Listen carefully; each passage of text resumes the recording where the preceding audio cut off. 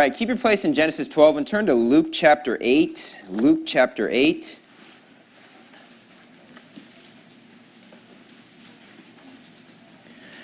And this morning we're going to be talking about the story where Abram leaves to go into Egypt when there's a famine in the land. The name of the sermon this morning is Fleeing from Famine. Fleeing from famine.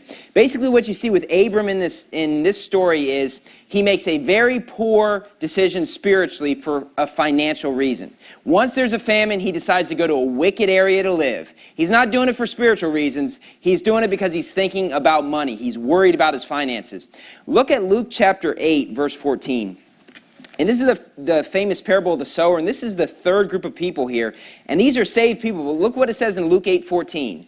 And that which fell among thorns are they which, when they have heard, go forth, and are choked with cares and riches and pleasures of this life, and bring no fruit to perfection. So in Luke chapter 8, verse 14, it talks about people that are caught up with cares and riches and pleasures. And as a result of this, they don't bring fruit to perfection. They do not win souls to the Lord. They don't do something big for God. Now, in independent Baptist churches, even in other just normal run-of-the-mill independent Baptist churches, they pretty much all preach against worldliness to some degree. Even in churches that are pretty watered down, they're going to preach against the movies to some degree. They'll preach against the TV to some degree. They'll preach against the music to some degree. You'll hear them preach against the cares and the pleasures quite often. Now, obviously, at Verity Baptist, we take a very strong stance that a lot of churches don't take. But here's the thing about this. It makes sense why you would preach against worldliness on a daily basis. Because when we go out to the grocery store or to restaurants or anywhere we go, we deal with worldliness on a daily basis. You go to the grocery store and you hear the music, there's TVs playing, and every single day you've got to make a decision to do what's right and not allow your eyes to look upon things that they shouldn't. You see women that are dressed completely inappropriately, completely against the Bible, and in a daily basis you have to fight that battle. At work, you know, you're probably around a bunch of people that are not saved, and you're around people that are talking about the things of the world and don't care about the Bible, and you have a daily battle versus worldliness. And so it makes sense that you preach against that a lot. But here's the thing. Riches are something that are a little bit different. It's not really a daily battle. It's a seasonal battle more so. You see, there's going to be times in your life where you're doing really well financially. There's going to be times in your life where you're really struggling financially. And just a couple nights ago, we had a men's preaching night here on Friday, and all the men did a great job. There were 10 sermons. They were fantastic sermons. I learned things from the Bible. I was writing down lots of notes. Everybody did a great job. And through the years, we've had a lot of men's preaching nights where there's a lot of guys that have stood behind this pulpit and preached against worldliness. And they preached really hard. And those people did live very, very separated lives. They did very well fighting against worldliness. We all fight that battle. We all struggle with it to some degrees. But there's been a lot of men that preached behind this pulpit and did very good job fighting against worldliness. But you know, once they came into a financial problem in their life, they ended up fleeing. You know, last year when we had the big protest, there were people that are part of this church that immediately they ended up leaving because they worried about their jobs.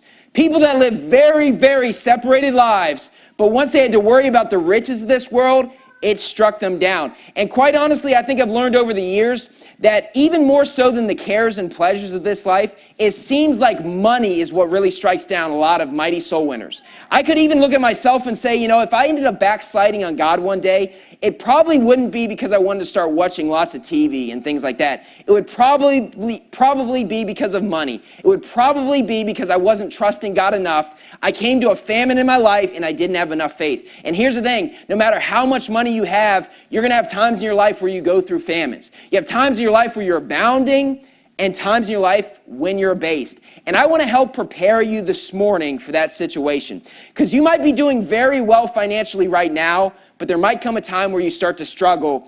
And I want to help prepare you make the right decision. Now look at Genesis 12.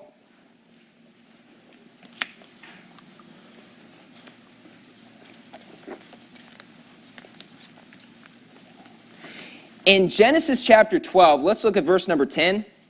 The Bible reads, "And there was a famine in the land, and Abram went down into Egypt to sojourn there, for the famine was grievous in the land." A couple things to note in verse number 10 real quickly. The word sojourn does not mean to live somewhere permanently. It means to live somewhere temporarily. So basically, Abram does not plan to stay in Egypt permanently. Obviously, he doesn't want to live in a wicked place permanently.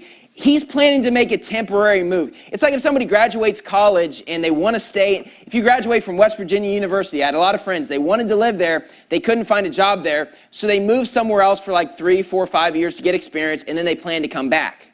And so what Abram's doing is he's going to a wicked area for a temporary time period. That is what his plan is, and he's planning to come back. And it says the famine was grievous in the land. This is a very massive famine. It says in verse 11, and it came to pass when he was come near to enter into Egypt, that he said unto Sarai his wife, behold, now I know that thou art a fair woman to look upon. Therefore it shall come to pass when the Egyptians shall see thee, that they shall say, this is his wife, and they will kill me. But they will save thee alive. Say, I pray thee, thou art my sister, that it may be well with me for thy sake, and my soul shall live because of thee. So the first thing we see with Abram, when he decides to go to do an ungodly thing, he goes to focus on money rather than the things of God, the first thing we see in his life is he starts lying. Do you see that? He tells them, you know what, Sarai, she's not my wife, she's just my sister. Immediately, he starts to lie. This is a common theme you see in the Bible, that when people chase after money, and I want to make it very clear what I'm saying by chasing after money. You know, if you get a job offer to make more money and you can still come to church and still be involved in soul winning, you're not chasing after taking a better job. You know, I'm not saying that you can't take a better job. I'm not saying you can't make money. I'm not saying you can't work a lot of hours. But if you decide to take a job and start missing church, you're chasing after money. If you decide to take a job and say, well, I won't be able to go soul winning for a couple years, you're chasing after money. If you start taking jobs that will cause you to become worse spiritually, you're chasing after money. If you take a job to leave a great church to go somewhere where you do not know if there's a good church, you're chasing after money. You're concerned more with money than you are with the things of God.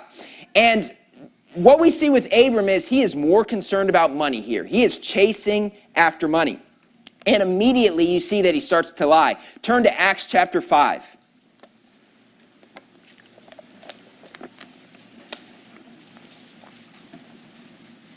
Now, it ought to give you a sign here that you're doing something wrong if you make a decision to move somewhere and you're immediately afraid you're going to die. I mean, he says they're going to kill me. You know, you got to tell them, you know, that we're just brother and sister. Wouldn't that ring a bell to you? Man, I'm doing something wrong if now I'm afraid I'm going to be killed. But, you know, honestly, when you get in trouble financially or you're worried about your finances, you make a lot of dumb decisions. And I've made bad decisions based on money before where I feel pressured, I don't have enough faith in God. And Abram makes a very bad decision for his family. You know, you don't have to turn there. You're in Acts 5, but in James 3:14 it says, but if you have bitter envying and strife in your hearts, glory not and lie not against the truth. I didn't used to understand that verse where it said lie not against the truth, but I ended up coming to an understanding of it where it's basically where people are backsliding and they know what the truth is and they lie. And here's the thing, when you start to lie, there's a couple reasons why. One is because you have to cover up for your sin. You have to cover up for the decision you're making. And you'll notice this, that when people make decisions based on money and do things that they shouldn't be doing, a bad decision spiritually, they have to cover up for their actions. Anytime somebody starts backsliding, they're going to cover up for their actions. You know, if somebody were to leave a great church and to move somewhere else, do you really think they're going to tell you, man, I'm backsliding. That's why I'm moving away. I don't care about soul winning as much anymore. I don't care about reading the Bible as much anymore. They're never going to tell you that. They're going to make a valid reason. It's going to sound valid, but I don't think it would be very valid to God. Because when you make decisions that are against what the Bible says, where you're basically not going to be able to go soul winning as much, you're not going to hear great preaching, you know, you're making a decision based on money and you're covering up for your actions. And if you're here today, you know, if you start backsliding, don't lie against the truth. Just admit that you're backsliding. Don't sit here and say, well, you know, I have to because I have a special situation that nobody else has. Just admit the truth. You're doing exactly what Abram did in the Bible. You're lying against the truth. Now, here's the thing, though. If you let's say you were struggling financially and you got a job offer to move to a place where there was a great church. Let's say, for example, you got to move to Word of Truth Baptist Church with Pastor David Bersons. That's a great church. You know, there's probably things that are better and worse about that church compared to our church. That's a great church. You know, we consider them friends. He's coming in for the preaching conference. If you're struggling financially and you get a job offer that's going to help you, God's probably sending you to that area to help that church. He's probably blessing you. But if you get a job offer let's say in Indiana, and you say, well, I'm sure there's some independent Baptist church in Indiana. I mean, come on. Most churches that are independent Baptists are not like this church. Don't sit here and say, well, there's plenty of churches just like this. There aren't. There are not plenty of churches just like this. If there are plenty of churches just like this, why is it that you see people moving here across the country all the time to come to a church like this or to Faithful Word or something like that? Don't sit here and say, well, there's churches just like this. No, there are not. If you go to other independent Baptist churches that are watered down across the country, they are not just like this church. Amen. In Acts chapter 5, look at verse number 1. The Bible reads, but a certain man named Ananias with Sapphira his wife sold a possession and kept back part of the price, his wife also being privy to it, and brought a certain part and laid it at the apostles' feet. But Peter said, Ananias, why hath Satan filled thine heart to lie to the Holy Ghost and to keep back part of the price of the land? Whilst remained, was it not in thine own? And after it was sold, was it not in thine own power? Why hast thou conceived this thing in thine heart, that thou hast not lied unto men, but unto God? And Ananias, hearing these words, fell down and gave up the ghost. And great fear came on all them that heard these things. So you see that Ananias is struck down dead for lying. Now the expression gave up the ghost just means that you died. It doesn't mean that he lost the Holy Ghost. It doesn't mean that he lost the salvation. It means that he was struck down dead because he lied. Now I do want to make a comment because a lot of people are confused about this story. Notice what it says in verse 4. He says, whilst it remained, was it not thine own? And after it was sold, was it not in thine own power? What Peter is saying to him was, you didn't have to give all your money. The problem is not that he didn't give enough money. The problem is that he lied about how much he sold it for. We're not communists here. You don't have to give every single possession you have and just join together in this communal living. That's not what's being taught here. But what's showing here is that he is lying about how much he sold it for. Now, at this time, people were very generous and helped people out that were struggling financially, and we ought to do the same thing. But it was still his own. It was his possession. It wasn't the government's. It wasn't anybody else's. It was his. And he sold it. It was still in his own power. He didn't have to give all of it. But the problem was, it says over and over in this passage, he lied. And it wasn't just that he lied to men. He lied unto God. He said, I sold it for this much when he really sold it for this much. He lied about it and claimed that he was giving all to help people out that were struggling.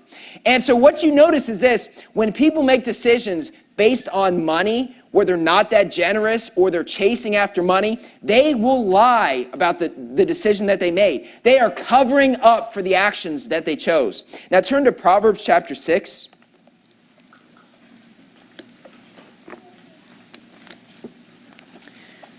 So we see that lying becomes a very common part of your life if you start chasing after money. And it makes sense because you've got to cover up for your action. You don't want to admit what you've actually done. But there's another reason why lying becomes very common once you start chasing after money. And that's because we don't really look at lying as being that big of a deal. I mean, if you were to look at the list of sins that are out there, lying's not as big of a deal as murder. And we think of it as not, think about when we go soul winning door to door. We talk to people and you ask them, well, the Bible says hell's a literal place of fire. What do you think it would take for a person to be sent to hell? Does anybody ever tell you, well, just telling one lie, man, that would send you to hell? No, what they say is, well, if you kill someone and don't ask for forgiveness, or you do something really terrible and never come back to God, they think of very serious things like murder. But look at Proverbs chapter 6 at verse 16. It says in Proverbs chapter 6, verse 16, these 6 things doth the Lord hate. Yea, 7 are an abomination unto him. Now look at the things that he mentions that God hates. A proud look, a lying tongue, and hands that shed innocent blood, and heart that deviseth wicked imaginations, feet that be swift in running to mischief, a false witness that speaketh lies, and he that soweth discord among brethren. Do you notice 2 things the Bible mentions here that God hates are about lying? The second thing mentioned is a lying tongue. You say, well, everybody lies. Yes, the Bible says let God be true, but every man a liar. But just because everybody's guilty of it doesn't mean that God says, well, it's no big deal. Just because other people are guilty, that doesn't make you innocent. And God takes lying very seriously. God says he hates a lying tongue. And if you make decisions in life and you just have to start lying to cover it up, that ought to put a big red flag in your own mind. Quit lying against the truth. Quit saying, well, you're not doing anything wrong. You obviously are if you just think lying's no big deal. Lying is pretty serious unto God. This person, Ananias, was struck down dead because he lied. You know, you think about certain jobs where you think of them as jobs where you chase after money, where you have to sell things, you know, like a car salesman. And what do you notice about car salesmen? Their goal is to sell a product. And so most car salesmen, the vast majority, are going to be incredibly dishonest to try to sell a certain car. Now, I say the vast majority because I actually have gone soul winning with someone who's a good guy that is a car salesman. So I don't want, like, let's say him or somebody else listens to this sermon and gets offended. I'm not saying just because you deal with sales that you're a bad person, but I have worked in sales before, and there's a tendency where your company and even yourself feel pressured to be a little bit dishonest. Say, well, you know, she's my sister. She's not really my wife. That way you can sell that car, you can sell that product. And so you look at jobs like a salesman, or let's say, for example, a politician. Their goal is to sell you in the fact that they're a good person. Now, we know that they're not good people here at Verity Baptist Church, but a lot of people fall for it. And they're going to be dishonest about who they are in order to get that job, because if you make it as a politician, you're set for life. You're going to make lots of money. You'll get speaking engagements after, presidents and even high politicians, when they're done, they get speaking engagements. They come in for an hour, they make $100,000. They're not getting paid $100,000 because they're great speakers, because they're helping these massive companies make a lot of money. You know, they get elected president or whatever job, and they'll agree. And this goes back to the fact, I watched a movie a while ago called Mr. Smith Goes to Washington. This was a movie from like 80 years ago. And it showed the corruption in politics. I think it was a movie either in 1929 or 1939.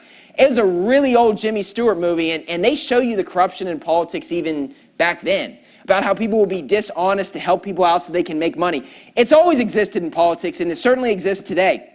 But I want you to understand this, that if you notice yourself starting to lie a lot in your life, you need to fix that problem while it's small. Because otherwise, it's going to become very serious. Because once you start thinking lying is not that big of a deal, you're going to start thinking other sins aren't that big of a deal. And eventually, it can lead to massive problems. If we have an area of our life that we're struggling with or that we're sinning, we need to fix that before it becomes a huge problem. Now, turn back to Genesis chapter 12. So the first thing we see with Abram is that he starts to lie when he chases after money, when he goes down into Egypt. But look at Genesis chapter 12, verse 14. Genesis chapter 12, verse 14. It says, "And it came to pass that when Abram was come into Egypt, the Egyptians beheld the woman that she was very fair. The princes also of Pharaoh saw her and commended her before Pharaoh, and the woman was taken into Pharaoh's house." So the first thing you see is that when he chases after money, he starts lying. But the other thing you're going to see is you start loitering with the ungodly. Basically hanging out with ungodly people. Instead of spending your time with the people of God, you start loitering with the ungodly. Turn to 2 Samuel chapter 13. But while you turn to 2 Samuel 13, I'm going to read Proverbs 13:20. It says, "He that walketh with wise men shall be wise, but a companion of fools shall be destroyed." You see, if you hang out with people that are godly people, that are wise people, they're going to help you make good decisions. They're going to help you become a soul winner. They start talking about the Bible, guess what? You're going to start talking about the Bible. They start going soul winning, you're going to start going soul winning. But if you hang out with a bunch of people in Egypt, you're probably going to start doing the exact same things as they do. You hang out with ungodly people, you're going to do ungodly things. And it's a lot easier to be dragged down than to bring somebody up. You know, if you're in this room today and you have friends that are godly, but also friends that are ungodly, most likely those ungodly friends are going to drag you down. You're probably going to end up quitting church because you're hanging out with ungodly people. And here's the thing, when you get saved, usually if you talk about the Bible, your friends will separate from you. Everyone I was friends with before I was saved, they probably now. You know, they don't want to talk to me. I'm not friends with them. And if you're starting to live for the Lord, what you're going to notice is those people are going to separate from you. And so if you end up trying to stay friends with them, that's because you're changing who you are. You're not talking about the Bible. You're choosing to pretend to be something you're not because you want to still be friends with them. And here's the thing, they're going to cause your soul winning to slip, your Bible reading, your prayer. You're going to start to watch TV and movies because they start talking about actors and actresses in this movie that's out. And then you start to become curious about it. And you start doing the exact same things as them. And that's why you need to be around people that love the Lord and care about soul winning. They care about the Bible. They care about doing what's right. In 2 Samuel 13, we have a great example of someone who was around ungodly people. It says in 2 Samuel, and in this story we see this character Amnon. I believe Amnon probably had godly friends as well, but I believe he had a really ungodly friend, which we see in 2 Samuel 13. Look at verse 2 where it says, "And Amnon was so vexed that he fell sick for his sister Tamar, for she was a virgin. And Amnon thought it hard for him to do anything to her." So Amnon has an ungodly desire towards his half-sister. Now, I'm glad that he thought it was hard to do anything to her. I'm glad he didn't want to do anything, because obviously you're doing something really wicked. But notice what it says in verse 3. "But Amnon had a friend."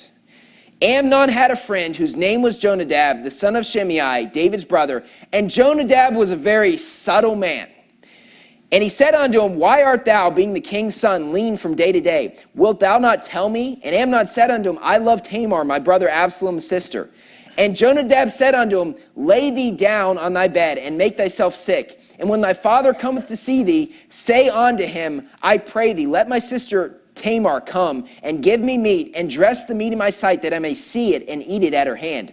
And so Jonadab is basically telling his friend Amnon, he says, put your sister Tamar into this position where basically you can force her. The Bible is very discreet when it talks about things like this, but he's talking about basically forcing her into a relationship that night.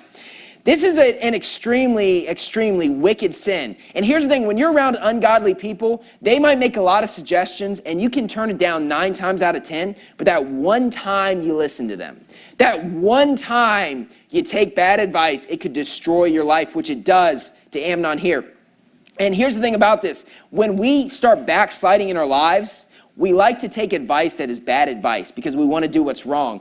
And that's why it's better off to cut off those friends from your life now while you're spiritually thinking correctly. Because when you come to a weak moment, you're going to go to people for advice, and you're not going to take the advice of Pastor Jimenez that's going to tell you the right thing. You're going to take the advice of your unsaved friend that's telling you to do something really wicked. Your new friend Jonadab, he's going to start telling your wife to start working and start to wear pants. Your new friend Jonadab, you know what he's going to do? He's going to defend the Sodomites, and he's going to curse this church and Pastor Jimenez that stand up and preach against it. Your friends that aren't saved, they're not going to love this church. They're either going to get saved and start loving the Lord, or they're going to hate a church like this. They're not going to care for the things of God. The world thinks we're crazy. And if you're friends with those people, it's going to lead you down the wrong road. And not only that, though, it's going to put you in positions to commit ungodliness. Look at verse number 8 in 2 Samuel 13. It says in verse 8, "So Tamar went to her brother Amnon's house, and he was laid down. And she took flour and kneaded it, and made cakes in his sight, and did bake the cakes. And she took a pan and poured them out before him, but he refused to eat. And Amnon said, Have out all men from me. And they went out every man from him. And Amnon said unto Tamar, Bring the meat into the chamber, that I may eat of thine hand. And Tamar took the cakes which she had made, and brought them into the chamber to Amnon her brother. And when she had brought them unto him to eat, he took hold of her and said unto her, Come lie with me, my sister. And she answered him, Nay, my brother, do not force me, for no such thing ought to be done in Israel. Do not thou this folly. And I, whither shall I cause my shame to go? And as for thee, thou shalt be as one of the fools in Israel. Now therefore, I pray thee, speak unto the king, for he will not withhold me from thee. Howbeit he would not hearken unto her voice, but being stronger than she, forced her and lay with her. This is one of the worst stories in the Bible.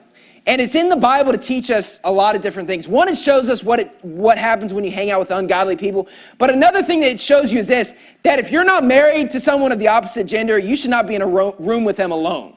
That's ridiculous, because you're asking yourself to make a mistake. You're putting yourself in a terrible position. And if you're here today and you're not married, never be alone with someone of the opposite gender in a room by yourself. Never put yourself in a position where you could do something foolish in the moment.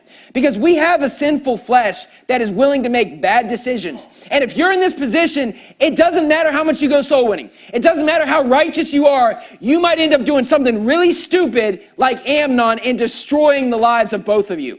Never put yourself in that position. If you're young here, you need to listen to that. Because it's easy to be at a church like this and say, well, I would never make a mistake like that. But you know what? If you put yourself in bad positions, like Jonadab gets Amnon into this bad position, you are liable to make very bad decisions. Turn back to Genesis chapter 12.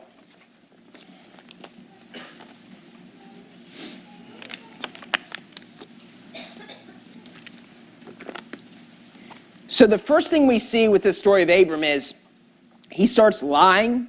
He starts loitering with the ungodly. But I also want to show you the letdown of money. Look at Genesis chapter 12, verse 16. And the Bible reads, and he entreated Abram well for her sake, and he had sheep and oxen and he-asses, and men servants and maid servants and she-asses and camels. Now notice this, Abram flees into Egypt because there's a famine, and when he goes to Egypt, he gets great possessions and great riches. Do you see that? He is given sheep and oxen and he-asses and men servants and maid servants and she-asses and camels. He ends up getting a lot of money. Look at verse number 20. And Pharaoh commanded his men concerning him, and they sent him away and his wife and all that he had. He took those possessions with him. He went down to Egypt and he became rich because he went down to Egypt. You say, well, I thought that God wasn't blessing him. Well, let's keep reading. Look at verse number 1. It confirms this very clearly. And Abram went out of Egypt, he and his wife, and all that he had, and Lot with him into the south. And Abram was very rich in cattle and silver and in gold. So it repeats it in back-to-back verses to drive home the point that when Abram went down to Egypt, he became very rich. He left with all that he had. He got to take everything with him. It's not that Pharaoh gave him possessions and then Pharaoh took them back away. Pharaoh didn't take them. He took all of those possessions with him. And notice in verse 2 in Genesis 13, now look, Abram was very rich in cattle and silver and in gold. See, he went down to Egypt and he became rich. And here's what I want you to understand before we go on with this. You might make a terrible decision financially and you might end up making a lot of money out of it. That doesn't mean that God's blessing you though. Look at verse number 5 of Genesis 13.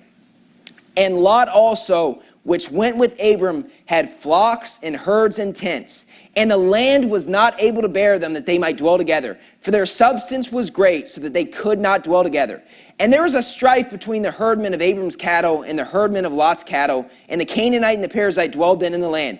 And Abram said unto Lot, let there be no strife, I pray thee, between me and thee, and between my herdmen and thy herdmen. For we be brethren. Is not the whole land before thee? Separate thyself, I pray thee, from me. If thou wilt take the left hand, then I will go to the right. Or if thou depart to the right hand, then I will go to the left. And Lot lifted up his eyes and beheld all the plain of Jordan, that it was well watered everywhere before the Lord destroyed Sodom and Gomorrah, even as the garden of the Lord, like the land of Egypt, as thou comest unto Zoar. What we see in this story is that Abram and Lot, they get so much money in Egypt that they have to separate. And Lot ends up going to Sodom and Gomorrah. Why did he have to go to Sodom and Gomorrah? Because Abram went down to Egypt and he ended up making lots of money. And see, here's what you have to realize. You say, well, I'm just going to take this job. I'm going to start missing soul winning, miss church. I'm just going to do it for a few years to make money. Yeah, but if you start making that money, that might be a curse. That's not necessarily a blessing. This destroys the life of Lot. Abram destroyed the life of his nephew Lot, because he wanted to go down because he was worried about money, and he got what he wanted, and it destroyed Lot's life. That is why Lot had to separate, because they had too many possessions. Just because you have lots of money and lots of possessions, that's not necessarily a blessing. It might be a curse. And quite honestly, that famine that came in the land, that was probably a blessing to Abram and not a curse. It was probably better if he had less money. And look, I get it. We all want to have more money. We all feel like, man, if I could just get my car paid off, if I could just get my house paid off, if I could just make a little bit more money per hour, then I'll be doing well. But having that extra money, that might end up being a curse. Because most of us, when we have money, we make bad decisions. And it takes faith, because we got to rely on God every single day. But we got to get out of this mentality that we have to have everything in life. Just because somebody in this church has a nice car, it doesn't mean you have to buy a nice car.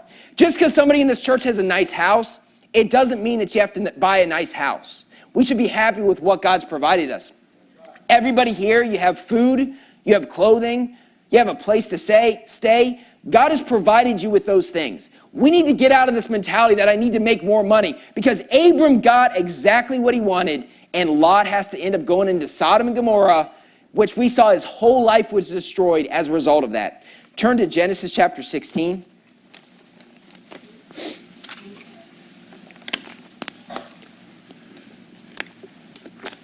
So we see here that too many possessions can be a bad thing, too much money. But it's not just too much money.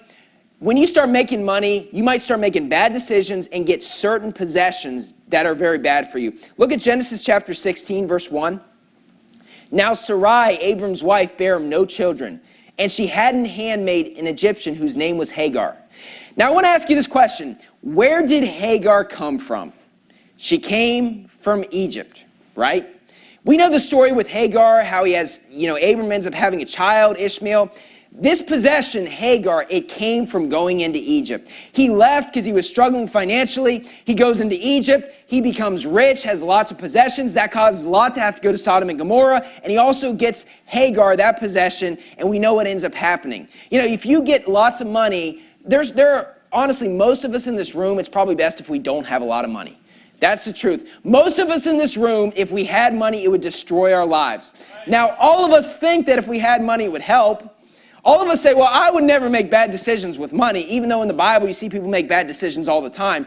All of us feel like we could handle it, but quite honestly, we probably couldn't. Turn to Philippians chapter 4.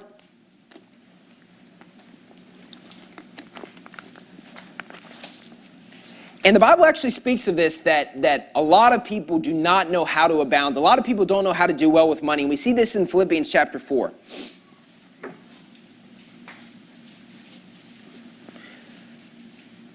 It says in Philippians chapter 4, Paul speaking, not that I speak in respect of want, for I've learned in whatsoever state I am therewith to be content. I know both how to be abased, and I know how to abound. Everywhere and in all things I am instructed both to be full and to be hungry, both to abound and to suffer need. I can do all things through Christ which strengtheneth me. And so Paul here talks about, this is a very famous passage because people always talk about, even if you're struggling financially, you can do all things through Christ which strengtheneth you. He'll help you out. You can get through it. But he doesn't just say, I know how to be abased. He says, I know both how to be abased and I know how to abound. He links both of those things. Paul is stating, hey, I'm someone, I know how to live when I don't have anything, and I know how to live when I have a lot. And I know a lot of times we look at this verse and we only focus on the fact we need to be trusting in God when we're struggling financially, and I'm preaching on that. That's definitely true, but the other thing's true as well. A lot of people don't know how to abound. Paul was someone who knew how to abound. He was someone who knew how to do well when he had money. But quite honestly, a lot of us, maybe we know how to be abased, but it doesn't necessarily mean that we know how to abound. And there might be a reason why God is keeping you lean financially. Maybe he's blessing you, not cursing you. We get mad at God and think, man, I feel like I've worked so hard, I'm living for the Lord, and yet I don't make that much money. But maybe God is blessing you by keeping you lean financially. Maybe he knows that you cannot handle the money. And I'm just being honest, but I feel like I'm pretty good at money, but I don't think that I'd be someone who would handle money well if I was rich. I felt when I was doing well financially, I felt my heart kind of go away. It's weird when I don't have much money, I tithe faithfully. But when I do have a lot of money, it's like a struggle to write that check. And I don't know if other people are like that. But quite honestly, a lot of us, once we start getting money, it causes our heart to start chasing after money more and more. A lot of us, we don't know how to abound financially. And here's the thing. Abram looked at his life and said, man, I need to make more money. But honestly, God was blessing him by keeping him lean. It was best for him to have less money. He got money and it destroyed his life. And we need to understand this also. God might allow us to be leaner financially than we feel comfortable with.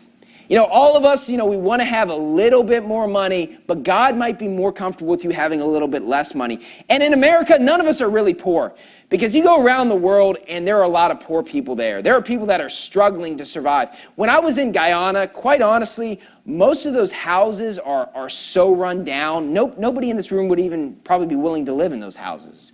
And that's their lifestyle. They're used to that. The food is not even less expensive over there. I honestly don't know how do they survive, because their paychecks are like 1/10 what ours are, and the food is not cheaper. I mean, there's a container of strawberries that here would cost maybe $4 at a store, which I think is really expensive. But over there with the translation, it was about $13.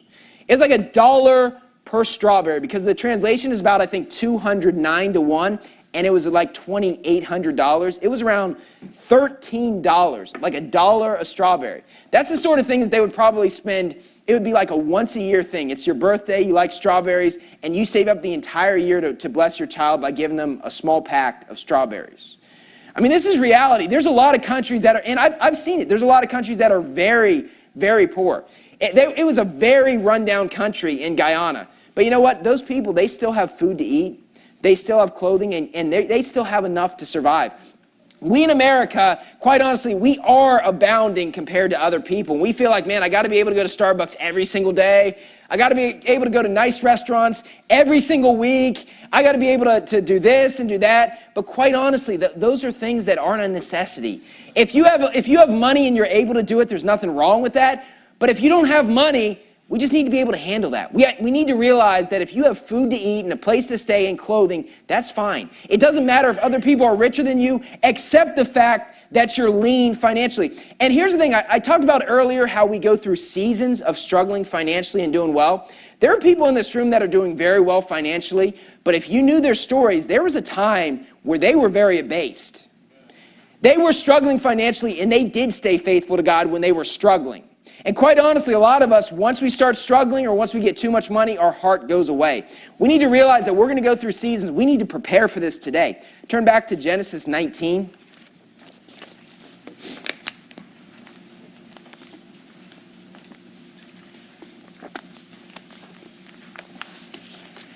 And so the first thing we saw this morning is this, that when you start chasing after money, you're going to start to lie. Second thing, you're going to start to loiter with the ungodly. The third thing we saw is that there's a big letdown of money. You get that money, it's not necessarily a blessing. It's not all it's cracked up to be. The grass is always greener on the other side. But the fourth thing, let's look at the long-term damage of chasing after money. And you're in Genesis 19, but let me just really read quickly to you 1 Timothy 6:9, where it says, "But they that will be rich fall into temptation and a snare, and into many foolish and hurtful lusts, which drown men in destruction and perdition." When it says they that will be rich, it's not talking about people that are rich or God's blessed financially. It's talking about people that are chasing after money. They want to be rich. That's what they're setting their heart towards. They're chasing after money, which we're talking about. And it says they fall into many foolish and hurtful lusts. Does this really sound like what you want to do in life? I mean, we would be a lot better off just accepting the fact we don't have much financially and just be happy that God's providing our needs. In Genesis 19, first thing we're going to see is this: you're going to harm your closest friends when you chase after money. Genesis 19, verse 12, "And the men said unto Lot, Hast thou here any besides, son-in-law and thy sons and thy daughters, and whatsoever thou hast in the city? Bring them out of this place, for we will destroy this place, because the cry of them is waxen great before the face of the Lord, and the Lord hath sent us to destroy it." I'm not going to read the rest of Genesis 19 for sake of time, but we see with Lot in this story, his life is destroyed. You know, Lot was the nephew of Abram, but even more so than that, they were close friends. And when you start chasing after money, you're going to destroy the lives of your friends. Because what's going to happen is you're going to start talking about money and just buying all these things, and your friends are going to start thinking, they're going to start getting envious. They're going to start saying, man, I wish I had that money. I wish I had that car. And if all you ever do is talk about money and you're really covetous, guess what? Covetousness, it wears off on other people. There's a reason that's listed in 1 Corinthians as a sin that will get you kicked out of church. Because when all you do is talk about money, it rubs off on everybody else. And you will harm your closest friends if you chase after money. But turn to Genesis 16. You're not just going to harm your closest friends, you're also going to harm your marriage if you chase after money. And look, here's the thing. We need to provide as men. We need to make sure that we work hard. And you might have to work 40, 50, 60, 70 hours a week. But you need to be able to stop and say, hey, we're going to church no matter what. We're going to make sure our schedule works out so we're at church Sunday morning, Sunday night, Wednesday night. We're going to make sure that if we can't go soul winning on Saturday, we're going to go on Sunday or Thursday. We're going to go soul winning every single week. Because if you do not do that, you're going to harm your marriage. If you decide, well, I've got to skip soul winning, I can't do it anymore because it's just because of this job, you're making a bad decision. In Genesis chapter 16, verse 2, it says, And Sarai said unto Abram, Behold now, the Lord hath restrained me from bearing. I pray thee, go in unto my maid. It may be that I may obtain children by her. And Abram hearkened to the voice of Sarai. Now, this is right after it talks about them getting Hagar from Egypt. But I want you to understand about this. When Abram decided to go into Egypt, the first thing he did was say, I'm worried I'm going to die. And he says, lie about who we are. That way I won't be killed. And what he does is he puts his wife in a position where she could have been forced physically. I believe when he did that, he created a wound. Because you have to understand, that's not just a small mistake. You put your wife in a position where someone might have been with her. The Bible says this, you don't have to turn there, but in Solomon 2:16, all these are references to the woman speaking. It says, My beloved is mine and I am his. Solomon 6:3, I am my beloved's and my beloved is mine. Solomon 7:10, I am my beloved's and his desire is toward me. You see how the woman there in the Song of Solomon talks over and over again about how my heart's desire is for my husband and his heart's desire is for me. But see, when Abram put his wife in a position like that, he broke the trust that she had. Basically, he used his wife so he didn't have to worry about being killed. And as a result, she could have been physically involved with some other guy. And so here's the thing. Abram did that to Sarah because he wanted something, and I believe Sarah did the exact same thing to Abram. I think she said, you know what, I want a child, and if you don't value the sanctity of our marriage, then I don't value it either. That's what I believe happened, because you have to understand what he did. This is not just a small mistake. A dozen roses is not going to fix this situation that you just did with your wife. This is a pretty major thing. We all make mistakes, but it doesn't matter how nice that poem is. It doesn't matter how nice that box of chocolates is. It doesn't matter what you do. It's going to take more than just, hey, I'm sorry, honey, and then the next day things are done. You're creating a wound, and I believe this is probably a wound that came up over and over again, where she remembered exactly what her husband did because he cared. Now, Abram was a great guy, but you know what? That was obviously a terrible decision he made because he chased after money. And you know what? Sarah, and I believe he really harmed his marriage because Sarah does the exact same thing to him. She's like, you know what? You used me, and I could have been involved with some other guy, so I'm going to use you for what I want. And I want a child, so you end up lying with Hagar. And Abram ends up doing that. We know what ended up happening. But it's not just that you're going to harm your closest friends and you're going to harm your marriage. You're also going to harm your kids as well when you chase after money. And, I didn't even think about this till just now, but I'm thinking of the story of Abram and Isaac because you see Isaac make the same decisions that Abram does. But just thinking in my life, I remember growing up, and I've talked to my dad about this, through the years now. He had chances to make more money, but he would have to live somewhere else temporarily and be gone for several months back and forth. He could have made a lot of money in the career he was in, and he chose not to do that. Now, I didn't know that as a kid, but he could have gone somewhere for 6 months and done this and that, but he decided, you know what, I care more about my family and my kids and my wife than making money. My dad, and I'm sure at the time it might have been tempting because my parents struggled financially growing up, like a lot of us do when we're young and we're married. We don't have much. And they struggled financially, but he made the right decision. And that they made the decision. My mom ended up staying home, and when they got married, once they had kids, when my sister was born, and then they ended up homeschooling us. My mom did, and they made decisions that were against money many times.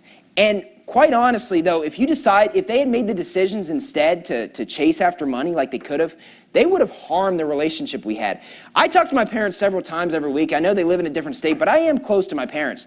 But if my dad was never there growing up, if he never watched me play soccer, if he never took me out to the ball field, do you really think I'd be that close to him? I probably wouldn't care about him that much. But they made decisions that were right. And honestly, you're going to harm your friends, your marriage, and your kids. And you might cause wounds that are going to take a long, long time to heal. Turn to Ruth chapter 1.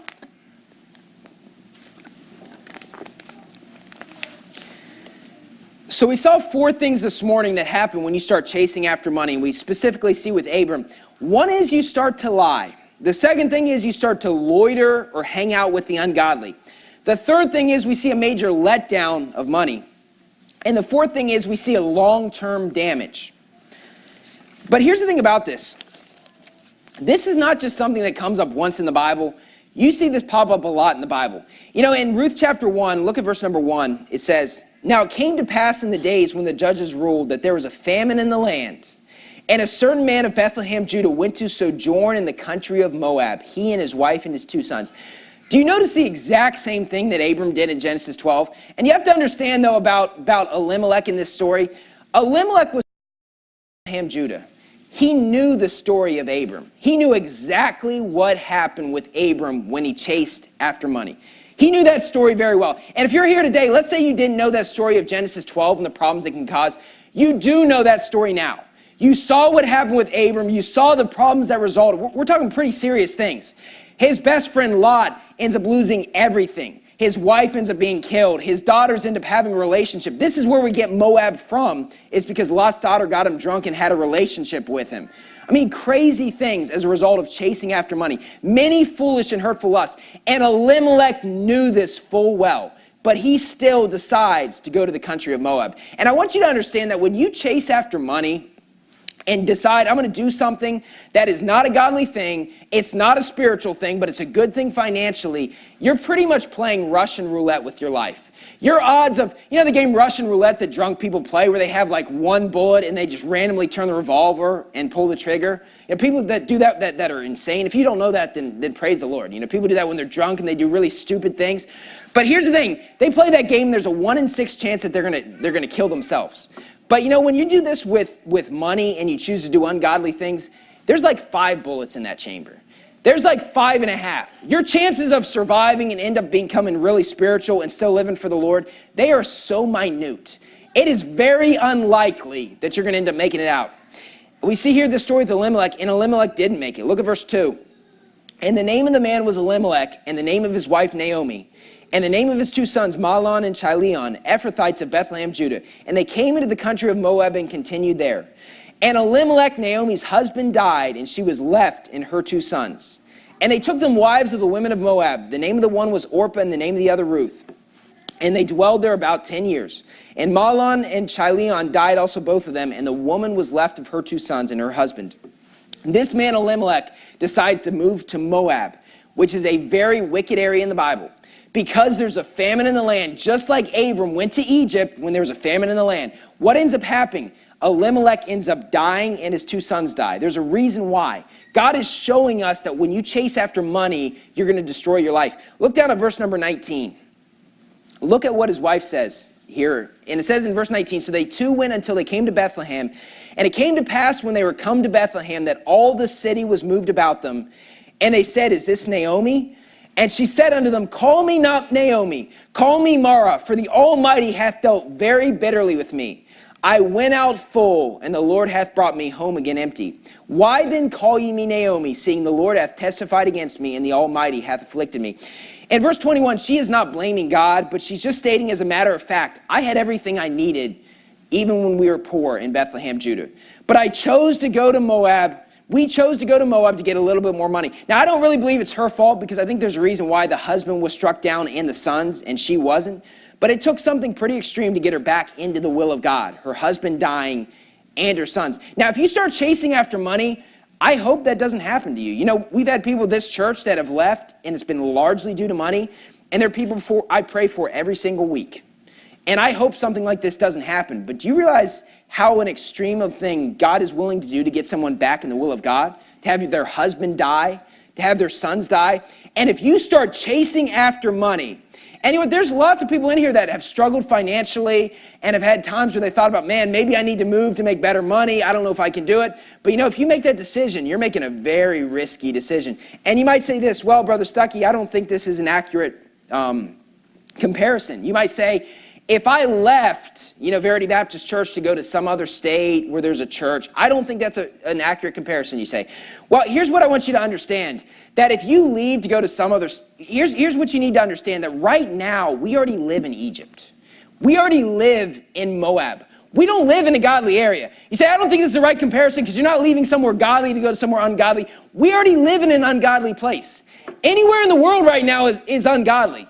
People have this idea, they're like, oh man, just go to Switzerland. Switzerland's like that one country where everything's great. It is not great over there. It's not great anywhere. No matter where you live, It's an ungodly place. But here's the difference.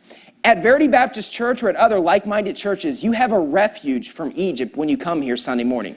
You have a refuge from Moab when you come here Sunday night. You have a refuge from Egypt when you come here Wednesday night. You come soul winning. You hang out and fellowship with the people of this church. But if you leave, you're going to hang out with people that don't really love the Lord that much. You're going to hear watered-down preaching that will not keep you right and keep you in the things of God. We already live in Egypt. And if you choose to leave, you have no refuge. Unless you go to a place with a great church, you do not have a refuge from Egypt and Moab. You know, and here's the thing about this. Elimelech knew everything I preached today. And honestly, this same sermon, this is nothing new. This is the same sermon that there's been independent Baptist preachers preaching for over 1,000 years. These stories have been here for a long time. I'm sure this exact same sort of sermon was preached over and over and over again. And yet, over time, people come to the same thing in life as Elimelech, and they say, you know what? I think I'm different. I think I'm going to just go down there. Nothing bad's going to happen. I'm going to make it out okay. I'm still going to live for the Lord. You know, your chances of making it are not very good. You know, and you're just going to end up having many foolish and hurtful lusts. You might spend all this effort to get out of the will of God and to go against the Bible, and then you're going to find out that money did you nothing. It didn't even make you happy. It ended up destroying your life. Do not make the decision that he did. Let's close in a word of prayer. Dear Heavenly Father, thank you for allowing us to be here this morning, and I ask you to just help all of us, including myself, to remember these words when we are struggling financially, to stand secure that you will provide our needs, and I just pray all these things, God, in Jesus' name, amen.